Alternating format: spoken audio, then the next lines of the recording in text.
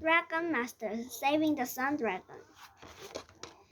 Chapter 5 Ernest's Story. The Dragon Masters crowd around Capri. Feel better? Anna asked her dragon, but Capri just closed her eyes again. Bo looked at Griffith. Will the potion work right away? I didn't know, Griffith said. We must wait and see. You all should head to dinner while I stay with Capri. I'm not leaving her, Anna said firmly.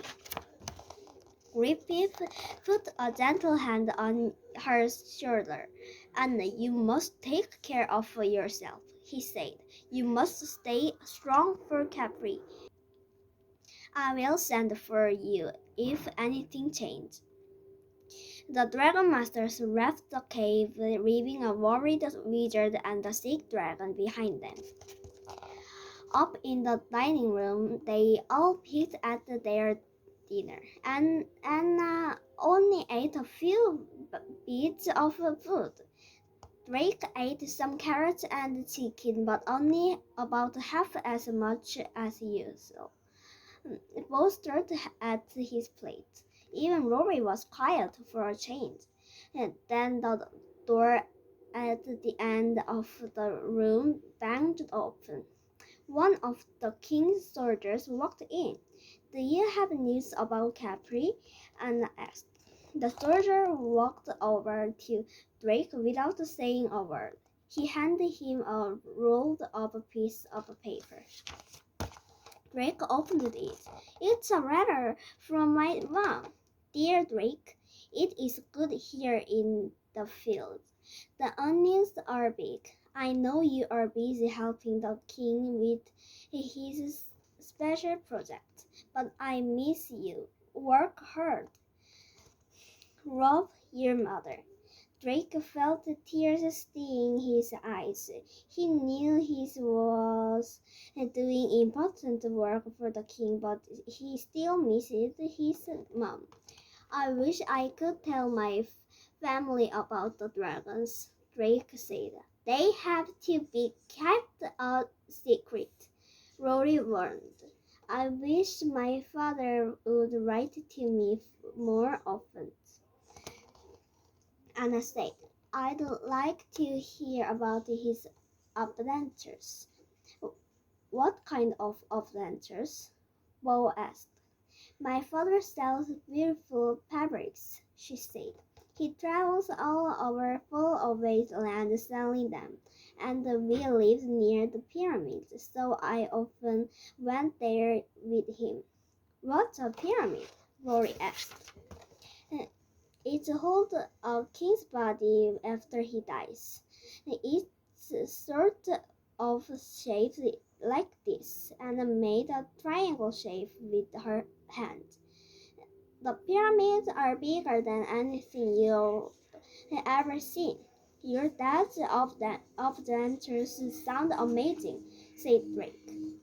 They are, Anna sighed, but they're also dangerous. There are many robbers on the road.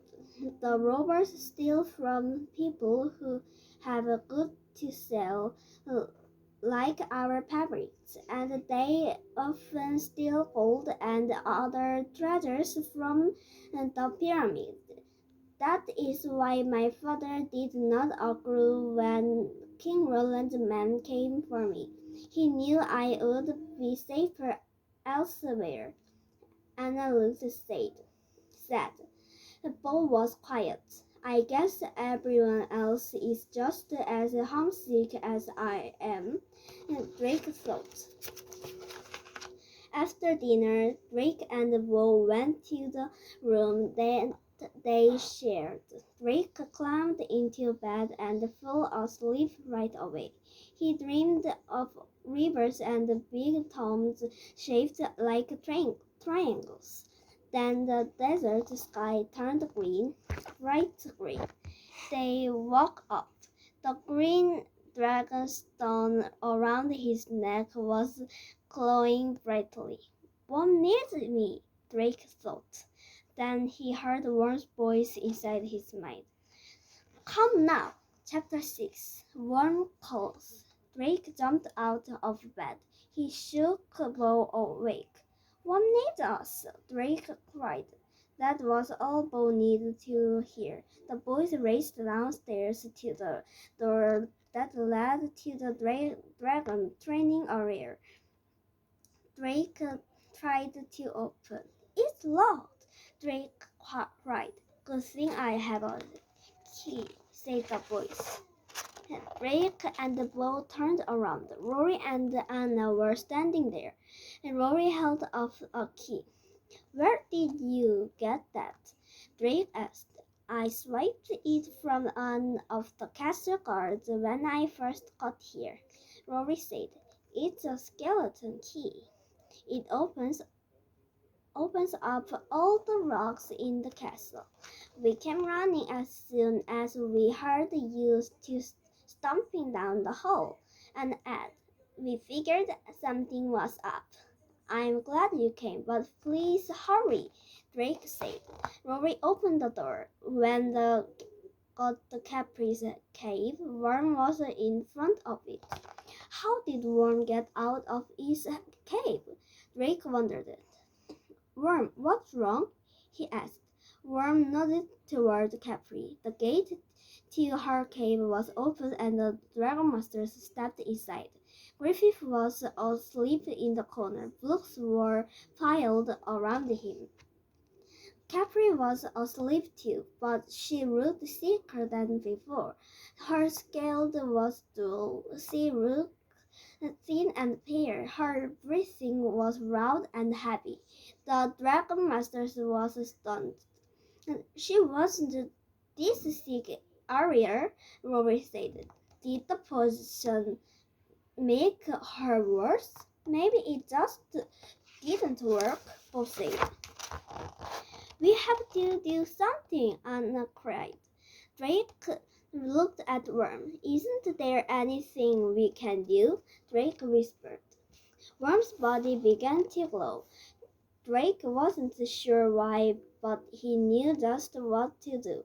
He put one hand on the worm's snout and one hand on Capri's tail.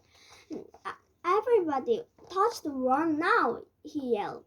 Startled, his friends obeyed. They all raised their hands on Worm. Griffith's eyes snapped open. "What is going on?" the wizard asked.